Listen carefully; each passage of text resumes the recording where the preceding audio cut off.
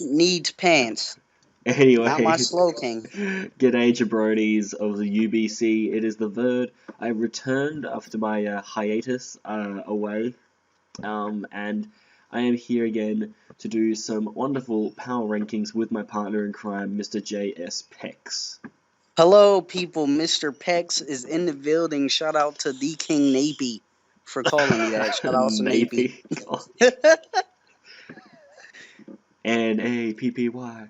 Nappy. Anyway, so obviously round 3 has rolled around if you guys have been following the UBC, and we have seen some people face some struggles, some people return to the promised land, and we have seen some shocking results. And so basically today, we're not going to tell you mainly about like the results. If you haven't seen them, please go check out everybody's channels so you know what's happened. But basically we're going to summarize how we feel everybody is going at this point of the competition. I mean, at this point of the competition, technically, J-Specs, we are a third of the way through the season.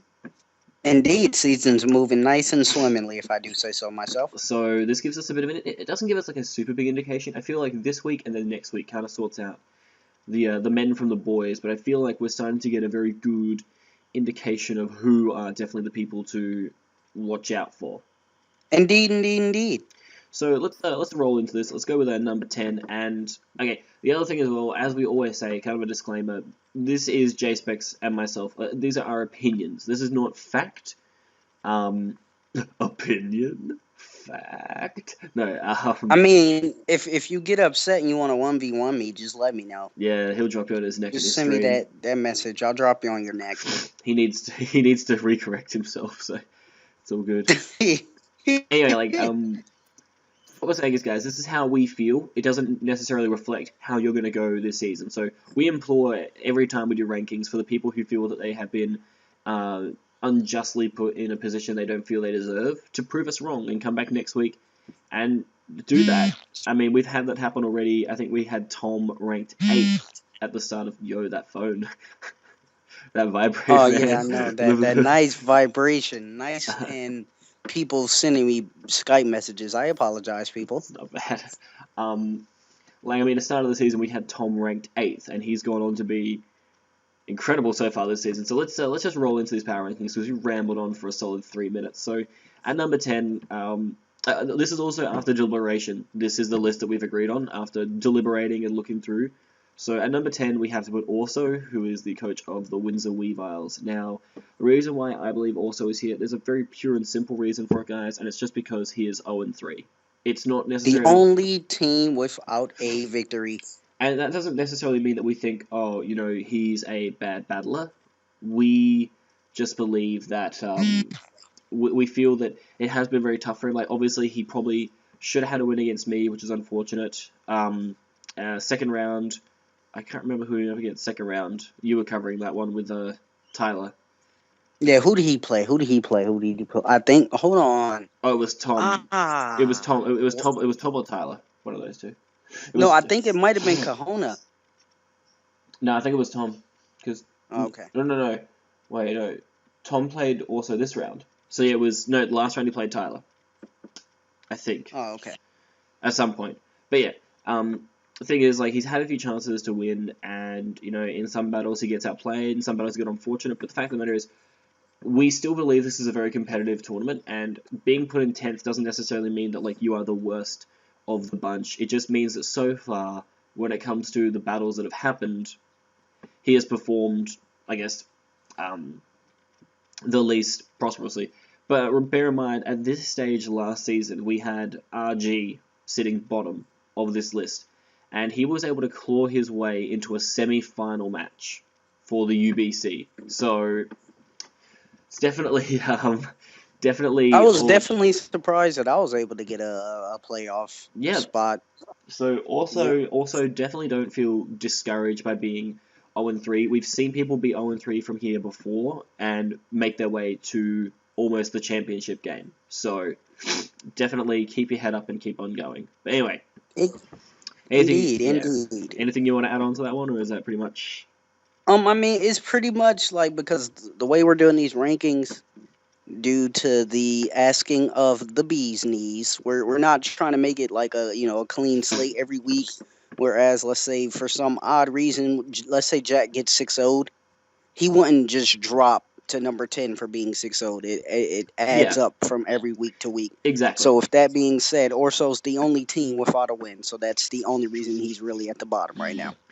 All right, then moving on up to number 9, we have Tyler of the Seattle Seadra. Now, although Tyler did recently pick up a win, the fact of the matter is that everybody ahead has already won a game, and although Tyler has picked up a win, we felt that although it's great that he got a win, when he has lost quite significantly, whether it be through, poor team building or just not executing his battle strategy. And we found that it was good that he won, but we feel that everybody else ahead of him that has won their game so far has shown a bit more. I guess Yeah, just, I mean, more convincingly of a win, I guess. yeah, for Or you sure. just mean as far as the grand scheme of things? Yeah, at the grand scheme of things, like his 2 losses were quite convincing in the end, and his win was good, and it lifts him off the bottom spot of the rankings. But we need to see a bit more, I feel, from Tyler before I can start really making him rise, because this competition between Tyler's 9th place and the 6th place paddler is very, very close. Yep, I hear that. I mean, this is a very competitive league. I'm very excited with how well everyone's playing so far. And Orso, again, just want to hop in. Don't get discouraged, my friend. You can easily turn this around, bro. Just it takes that one play that can turn a win to a loss. Honestly. Exactly. Next up on our little list here, coming at number 8, we have Kahona of the Violet City Moltres. Now, he's taken a bit of a plunge, I believe, in the rankings. I'm not sure if he was 8th before, but the I'm reason, pretty sure he was kind of low. He might have been eighth. I'm not. I'd have to well, the reason a why, yeah, gander. the reason why he hasn't really risen is because this week Kahona, if you haven't seen the battles again, spoiler alert, but Kahona got absolutely dropped on his neck 6-0 by Adam. Oh And yeah, on his neck. there's not much we can really do about it, guys. When that happens, only the Pokemon gods can save you. And we feel that Kahona, the way he's battled, we feel he's battled better than Tyler and also he's prepared better than Tyler and also. It was just that we couldn't really put him higher than anybody else because, it was such a crushing loss, and it's such a big thing to his differential too. Because like when he wins, he claws his way into like a 1-0 or a 2-0 win, but when he loses, it's just such a big dent to his differential that it makes it very hard to say that he's currently, I think, 1 and 2, like everybody And a else. big dent to his neck, to be honest. Exactly. Because he's 1 and 2, like a lot of other people, but the fact is his losses have been so big that it puts him a lot further down differential-wise, and that can be really detrimental in the future. Yeah, I think he might have just went into that match against Adam. I wouldn't say underestimating him, but he probably just didn't take it as seriously as he should have. Yeah, and if you've seen the battle, Adam did make some very, very good plays. Like Yeah, and we'll I'm get to pretty that. sure he wasn't really expecting for Adam to bring the monster he brought, which Yeah, probably could be another very confusing. Because half the times when like when I think of things certain people have to bring and they don't bring it, it kind of throws me all the way off. Because then it's like, okay, so he brought this. What in the world is he gonna do with it? And I mean, I can see that being something that could have caught Cajon off guard. yeah, I totally agree, and I feel like he is a very good battler. It's just like we said, this competition is very close at this bottom part that it's very hard to differentiate people. So anyway, let's move ourselves on to the 7th ranked player, and currently at 7th we got John of the Florida Gators. Now, this is another one where John did kind of get dropped on his neck by Jack, but I feel the difference between John and Kahona when it came to the fact that both got dropped on uh, Their respective yeah, necks. getting dropped on their respective necks. The fact of the matter is that that John was very close to beating Tom in the round 1, and against Jack, yeah, he got a bit dominated, but in his second round match, which I believe was against Kahona, if I'm not mistaken, John showed that he can be a very, very good battler, and I feel that he's not really quite up there because he is still 1 and 2 obviously, so we can't really put him much higher than people who have more wins, obviously. But Indeed. I feel that, he has battled incredibly well, and I think that definitely right now he is well and truly in the mix for those playoff spots. So I think he just needs to keep doing what he's doing, to be honest. Yeah, I mean, again, I'm having a lot of fun watching these matches. Like the thing with me is I try to watch them all like at the same time, just so I can. Because once I watch a battle, I want to watch more. So I have to kind of feel the beast and watch them all at the same time. That's why usually when the match is going on live, I don't tune in. Yeah, true. And like honestly, it'll be tough for him next week though because he goes up against me. But I'm looking forward to the challenge. I think it should be okay. I think he might drop you on your neck, to be honest. Yeah, I wouldn't blame him. He really wants to. He constantly tells me. But he anyway, say he really wants to. He wants to hurt me. yeah. Anyway, moving on. We have number 6, who we have put down as RG. Now this is going to be a bit of a contentious one, I feel, because RG is 1 and 2. Like everybody else, and his differential isn't super great because, of course, last round he did lose 5-0 to me, My lord. and like he lost, I think, 4-0 to Adam, and so people will be wondering, like, why have you got him so high? And I think the thing is that the point, like the differential, doesn't really justify the battles.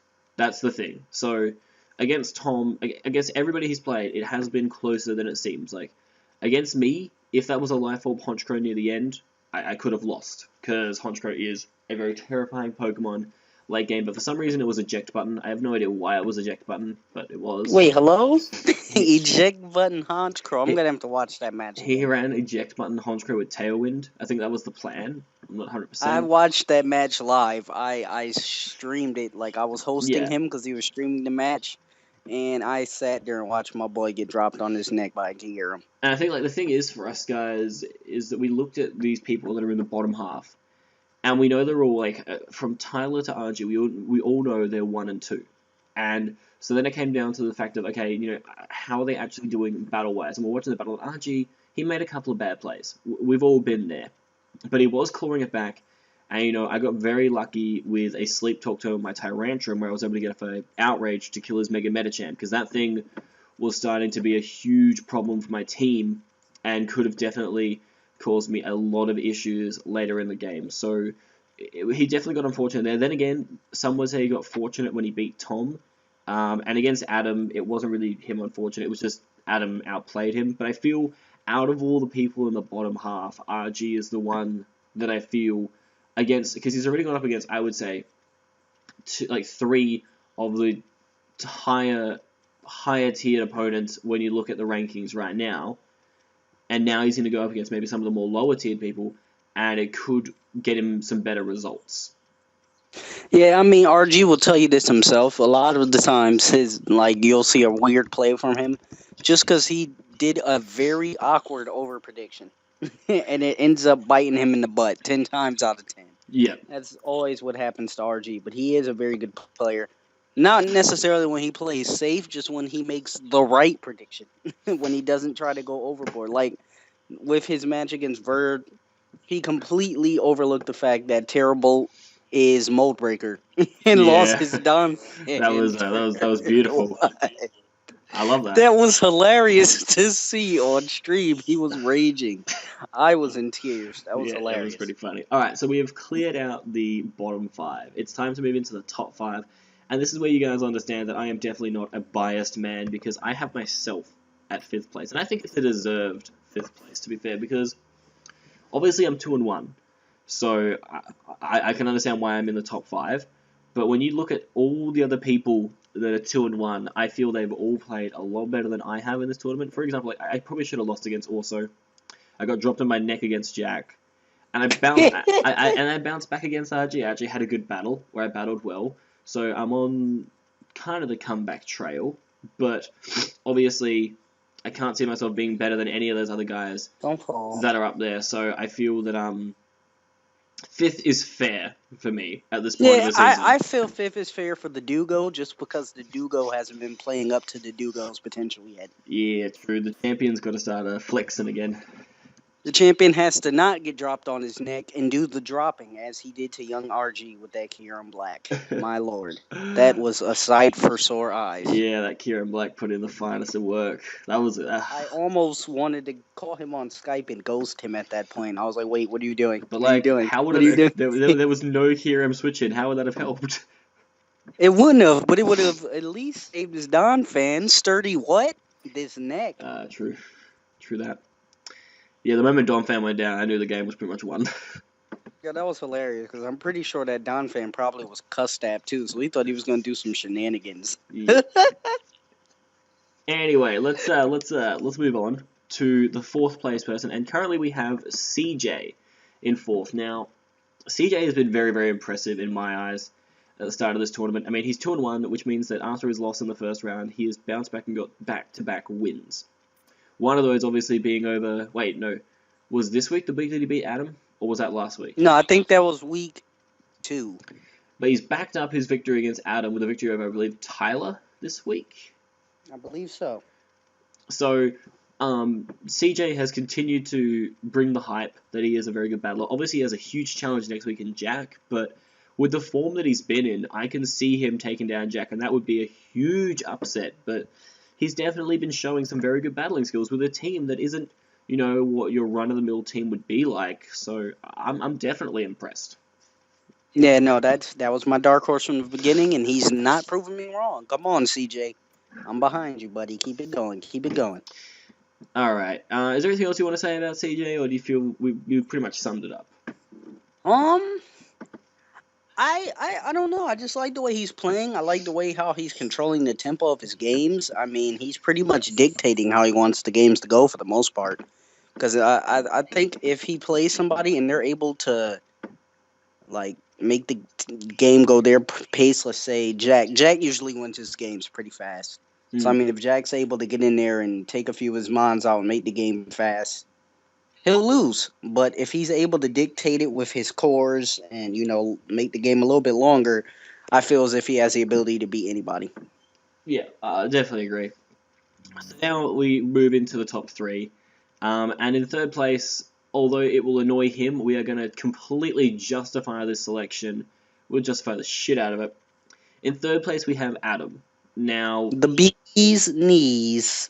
let's make this clear. Okay, obviously, that means it makes sense by our rankings that you guys are going to know pretty much now who's going to be 2nd and 1st. So let's try and justify why Adam's there. So You want me to do it? Let me take a whack at you it. can take a whack at it, and I'll just cover you after whatever you say. All right, so Adam 6-0'd somebody, right? He 6-0'd Kahona. Kahona, right? Yeah, Kahona.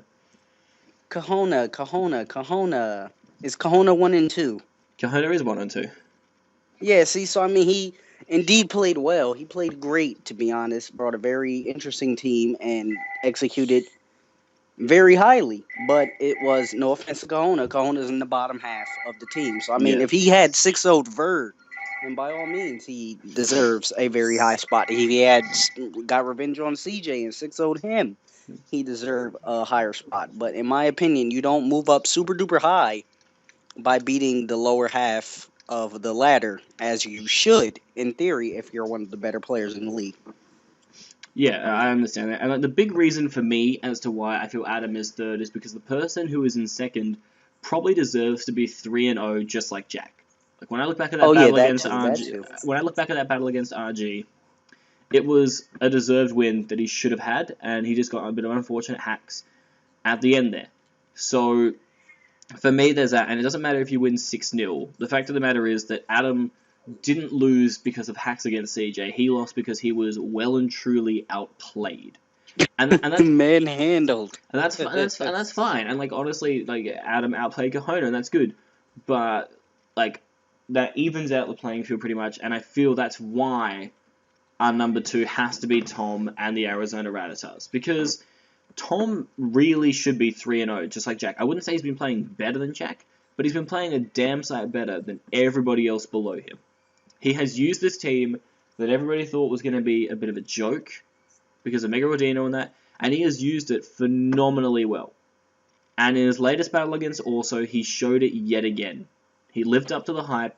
You know, we thought after that first match against John, things were looking good. We thought, oh man, he should have beat RG. He's going to keep this going. And he did keep it going. And he got that win over Orso very convincingly in the end as well. Yet again, just Tom coming through with these powerful sets and these powerful Pokemon. Yeah, no, Tom, you made a believer out of me, my friend. You keep it up. You keep it up. You're in the top half for a reason, and I feel as if you're almost a lock, even though it's very early for a playoff spot.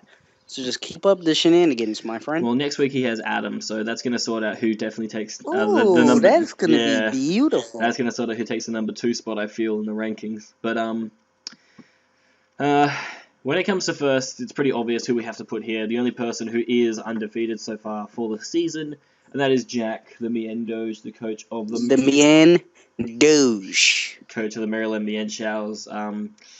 He backed up his thrashing of me, his thrashing of Tyler, with a thrashing of John. There's just been a lot of thrashings.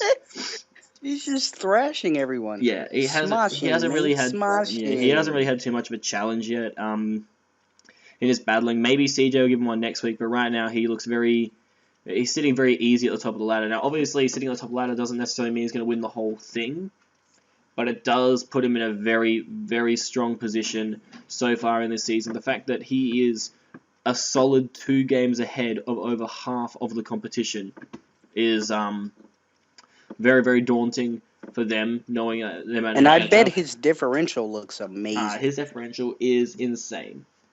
I believe he had a 5-0 win, backed up by a 3-0 win, backed up by a 6-0 win. So he's got a plus 14 differential after 3 games. Wait. He got a 6-0? Who did he 6-0? Did I miss that match? He 6-0 John with a Raikou.